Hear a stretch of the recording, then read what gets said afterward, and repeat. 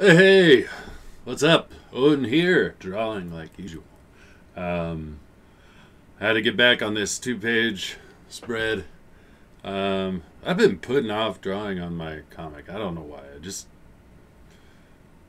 I know the motivation will come back again, but that's why when I did the drawing for Truth, Justice, American Way, it was kind of like a nice break of like, oh, I get to draw something else, for a little bit. And it was cool. He had his stream for the contest. Didn't win, but so many fucking talented people out there. It's pretty impressive, and a lot of these pictures. And the one that won was a knockout. I thought, every once in a while you just see an image and it's just badass. It just captures the character so well, and that's what it was. And I think his name was Neon Todd. I don't know, we started following each other on Instagram and stuff, but man, it was a cool image. It just had so much. It was simple, but not, I don't know, it was badass. And the other ones that won were great. All the ones that were submitted were great. So but I'm gonna get back on this because I got to. And I gotta use reference my old drawings, not like outside reference. This character here is a monster that started at the beginning of the book, so I'll show you the reference pages. This was the page that's referencing, so actually, let me do something. I'll give you the full effect.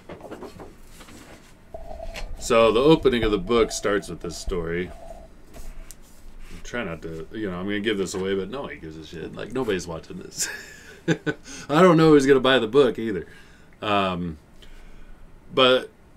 the basic premise is this is a nightmare. And there's a hero. It's basically like somebody dreaming. They're not in the dream, so they think. But, and try not to give too much away. But there's a hero being chased by, looks like a baby doll, but a giant baby doll. I don't know if that, I think that in my mind maybe inspired by something like the Stay Puft Marshmallow Man or something. But then as the hero's being chased, the baby doll does this transformation here. And like I said, she's already a giant baby doll. And then she also goes through this transformation, which leads to him taking a shot at her, which leads to this. Takes the shot, and then yeah, all hell breaks loose. It was already starting to, but then wild tentacle insanity, which leads to this page. Whoa, what do we do? So yeah, it's all a dream by this guy, but I won't show too much anymore. But I have to reference what the hell did I even draw? Like, how does this monster even look? So we'll do that, and then we got werewolf character here, which again is kind of high up for you to see, but and it's all pencil, it's hard to see anyway. The idea is in this hallway there's tons of monsters. Every time I say it, I think of The Simpsons, and in the last video where I said monsters. I said Frankie Valley or Frankie Avalon, and neither of those were correct. It was Paul Anka. It's got Paul Anka's guarantee. Just don't look at the monsters. Well, it'll sound better coming out of Paul Anka. Again, Simpsons fans. So yeah, I'll be drawing on this. I know when I do these drawing, I hardly get any drawing done. I just do it to yam or talk shit, talk about stupid shit like today at work. But just today was, I knew I had to leave early, and I had so much shit to get done today. And there's a new girl for our receptionist, but she also does customer service. And our other customer service girl had to be gone. And so this new girl who's like, doesn't know much, is very green at the job, is trying to manage the office, and I have to help like as much as possible, but I'm a designer, you know, I'm just the only other office person at the moment, so try to help her with the things I know how to do that I can help her with, but then I just was slammed with like tons of design work too, and trying to get that all done, knowing I had to leave early, because my daughters, they live about an hour north of me, and my work is about an hour south of me. And so when I leave work to be at a conferences at 3, I have to leave work at 1 to get all the way up there at 3. Yeah, and then we had conferences, and man, I love my daughters so much. You know, it's hard to, like, when you hear where they're struggling, but it's awesome when you hear how great they're doing. And my 10-year-old, you know, and she's in the 5th grade. She's like older, or I mean, young for the grade she's in, because she started kindergarten when she was 4. But you know, as a student, she's just killing it. I mean, they're all incredibly smart. All my girls are. Like, there's never any doubt about that. Everyone who knows them, every teacher always says, yes, your kids are incredibly smart. Sometimes too smart.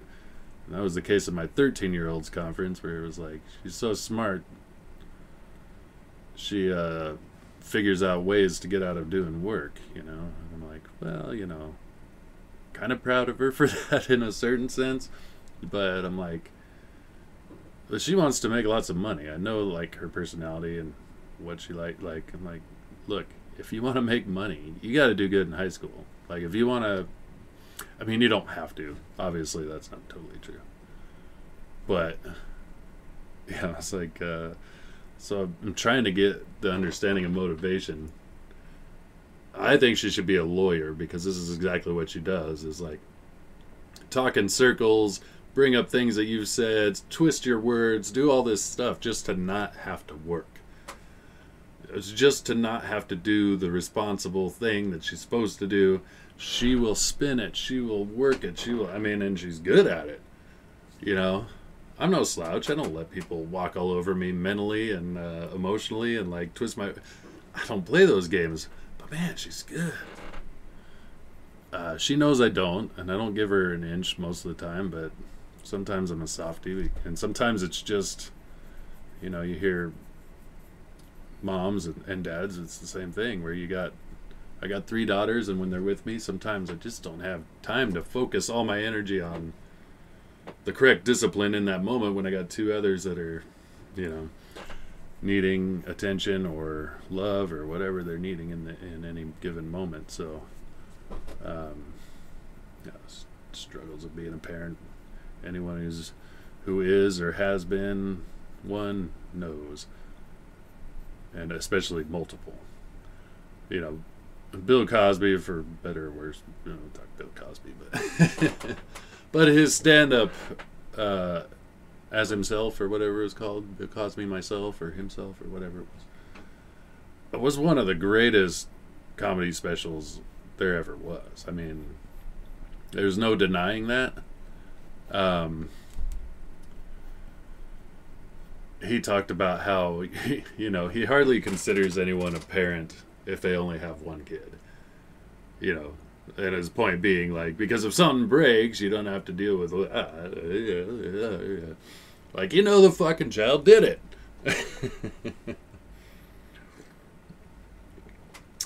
Boilermakers are the best. You don't have to play those games, and then he also said you don't have to deal with, well, he's touching me, she's touching me.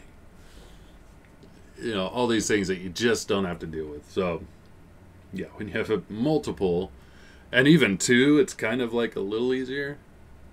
For one, they tend to like kind of just, you know, they have their issues, but they also have their closeness. Whereas 3, it's like this wild card. So, yeah. my girls are phenomenal, and they're gonna no doubt make me proud. I'm sure of it. I mean, they do make me proud. Like I said, incredibly smart. They're gifted at whatever they want to do. Sometimes it's just a question of motivation and finding that and unlocking it. But my dad is one of the most impressive men I've ever known. As far as what he accomplished, what he was willing to do, how he stepped out and did so many things, and how he was intense and aggressive about all the things he did, and I'm like, what, like, it took me. I mean, I'm still working on it. I'm a very lazy person when it comes down to it. So I give from people a lot of times. They're like, "Man, you're a hard worker and you got great work ethic," and I'm like, yeah, but do I? Like when I'm actually in the zone and working, I'll kill it. And oftentimes I'm pretty good about forced. But if given the option, I'll just be lazy. And I mean, so sometimes left to my own devices, it's like, like this weekend, I won't have my girls. And I've got so much yard work with spring and so much housework and so much stuff to do. I've got friends coming to visit from Colorado, and they're going to be staying here for 2 days, and I got so much to do that I could be doing productive, and that'll probably keep me on track just knowing that it's all there.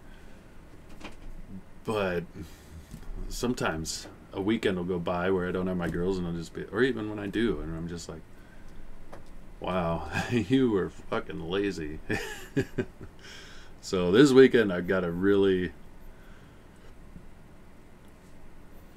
really get down to it.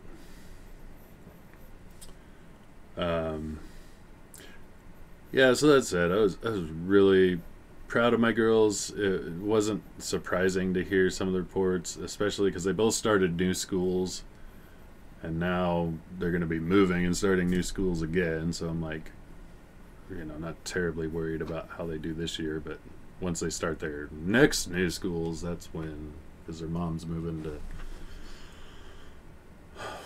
fucking Missouri. That's when I'll start worrying about their a little bit more. But my oldest is very studious, so I talked about the other two, but my oldest is doing homeschool. She's very studious and will work hard, but she puts too much pressure on herself. Whereas my middle daughter is kind of like not like that. It's just interesting. Every kid's different. So my oldest and my youngest, they're much more people pleasers by nature. And my middle child, it's going to be so freaking awesome because she's not a people pleaser. She doesn't give a shit about that. It's something I envy in her so much, because I've been more of a people pleaser in a lot of ways my whole life. And everybody's personality is different. I've had to force I wouldn't call it being an asshole, but assertiveness. And even to this day, I'm like I'll take, and I'm just not easily bothered by a lot of things. So a lot of things bother other people that don't bother me, and I'll listen to them rant, and I'm like, let's just fucking get over it. Like, it's not that big a deal, But because of that, I'm not a squeaky wheel. I don't get the grease. My middle daughter's a squeaky wheel. She will, but again, super intelligent, so she can formulate arguments and make it work. So that said, the other thing going on, I've been uploading videos of me driving and singing, which has been fun because I love old country and just oldies in general. My mom raised me on the shit, and when I was a kid, I didn't think twice. I liked it, but I didn't like it at times. And then as I became a teenager, I hated it. And she was listening to 90s country when I was a teenager, which I still fucking hate. I hate anything after the 80s for the most part. Very rare exceptions. And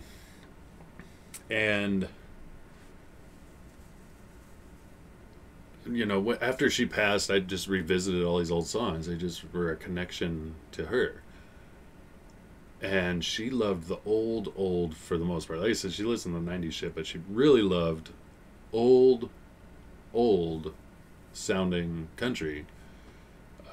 She loved Jim Reeves a lot. She loved Marty Robbins. She loved Roger Miller. She loved the Statler Brothers were probably her favorite, but that's because of their gospel songs. She had a few gospel albums by them that were phenomenal.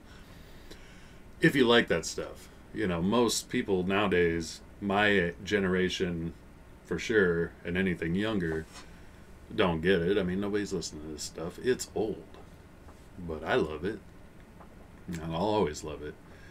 I love the voices. I love the style of music. I love the stories in the songs, which is funny because I was a metal vocalist forever, you know, and like my whole thing was metal and and just heavy ass shit, you know. I was a big death metal fan in the 90s, and you know, and I still love all that stuff. And you know, it depends on mood, but when I'm driving, a lot of times I just want to be singing because I love to sing, and my favorite thing to sing. So I do karaoke a lot, and I'll choose old country, oldies. You know, another one of my favorite styles is 60s bubblegum, kind of British invasion era. You know, same as the Beatles time, but Beatles aren't my favorite. There's a few songs I think are amazing by the Beatles, but for the most part I think they're overrated. But that era, like, to me, the Animals were far superior. Talent-wise, like vocally, Eric Burdon destroys anything the Beatles ever had to offer vocally. The Hollies were one of my favorite. The Byrds, Lovin' Spoonful, you know, that era, that kind of stuff. And then maybe a little after that, Grassroots, and then even further after that, Three Dog Night was one of my favorites. So I just like oldies. They're fun to sing. The singers were very talented. But the style, I just like it. So I've been uploading those videos, but as I realized, I found an old channel, an old YouTube channel I had. I always knew it was there, but I didn't know. There was a time I thought I lost all the videos on that channel. And they were all kind of like music videos I made for the bands I've been in. And I thought I lost them, and then I found out I could restore all of them.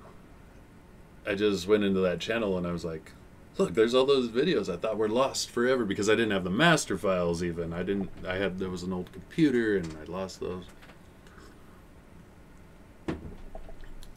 So I changed that channel name to Unconditional Shove, and this one's still called Odin Dasco. But really based on what I can do, I should switch that one to Odin Dasco and make this one Unconditional Shove. Take all the personal videos I've been making and put them on that one, unless they have something to do with drawing.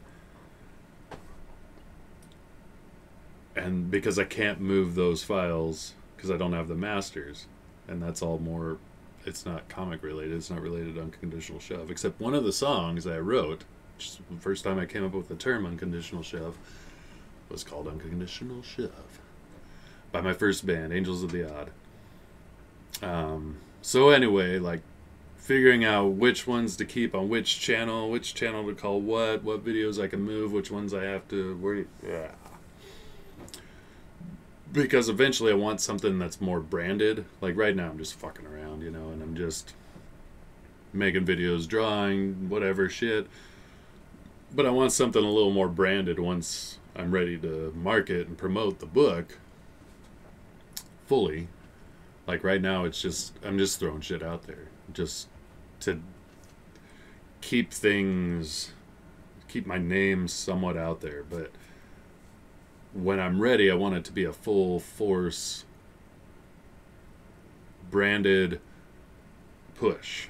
And so deciding which channel that's going to be, you know, this one has 28 subscribers, so it's not much, and then the other one has 10. So it's like, it's not really going to matter in the long run.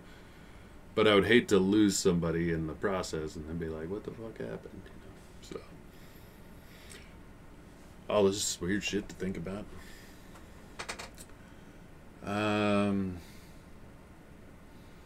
Yeah, that's about all I got to talk about. Just still in the same boat with life, wondering what the future holds. And I told myself, I've got basically my two best friends. They're brothers. They're literally brothers. But my brother and myself, and then Keith and Kent from Colorado, those are my brothers. So I have my brother in Alaska, Keith and Kent. We all grew up together, hated each other at some times, fought with each other at other times, been the closest of friends, fought with each other even as the closest of friends.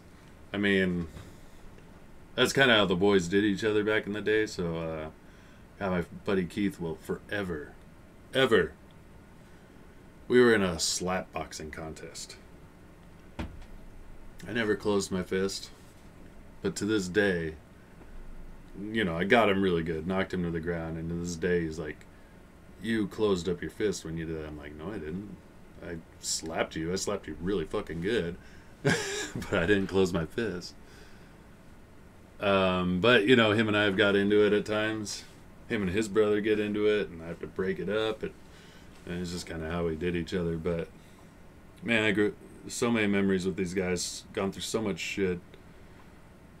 Like I said, brothers, and it's a friendship that lasted me moving away to Washington for the past 15 years, and they're still my best friends. And I see them. I go to Colorado a lot. They haven't made their way out here ever. And I understand why. Like, when I go to Colorado, I'm killing many birds with one stone. They come here, it's just me. And for better or worse, you know, life, whatever, they haven't been out here, but just them. They're leaving their women at home. It's just Keith and Kent. They're coming out here. We're going to start in Seattle. Just tear ass over there. Raise hell. Drive back over the mountains to Spokane. So we're going to do like 3 days there, 3 days over here, where they're staying in my house. But as far as like all the instability, as far as what my future holds, I told myself, don't worry about it until Keith and Kent go home. Like, just get through that, enjoy your time with your friends, and then start thinking about the future, because, you know, I don't have to make decisions right away anyway. But I've been so, I don't know, comatose or unknowing, you know, not knowing how to approach it, that I've just kind of went, okay, let's get past this big event that's big to me, and then really start praying and meditating and looking at options and weighing things, and go from there. So you know, it really comes down to what's best for my kids, but you know, I still have to realize that what's best for me may be best for them in a lot of ways. You know, like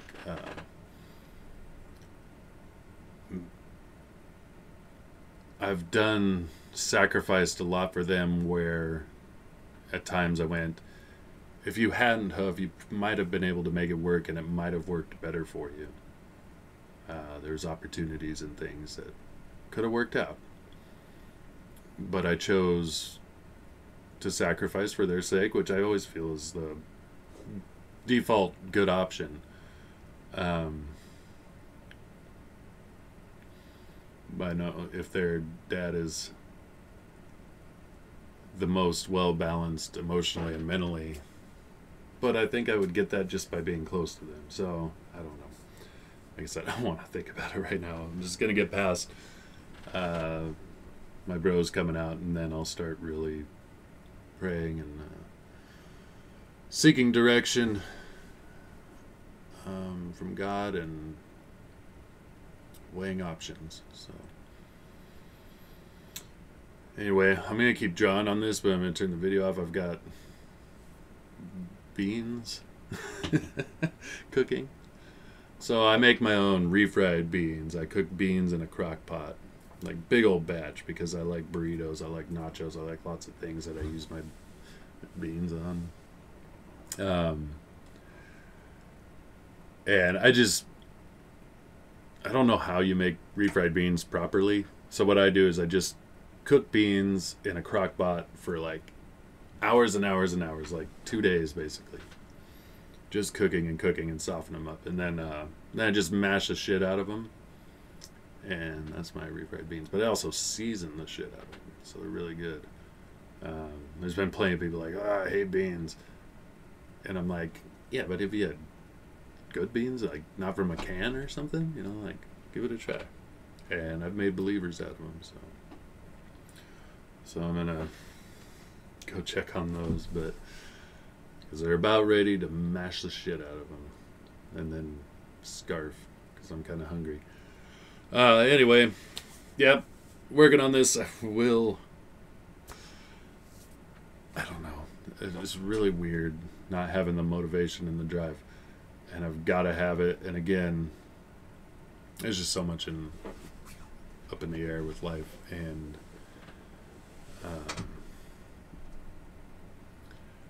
but I'll have this weekend, maybe working my ass off, but then in the evenings, hopefully getting a lot of drawing done. But so much yard work.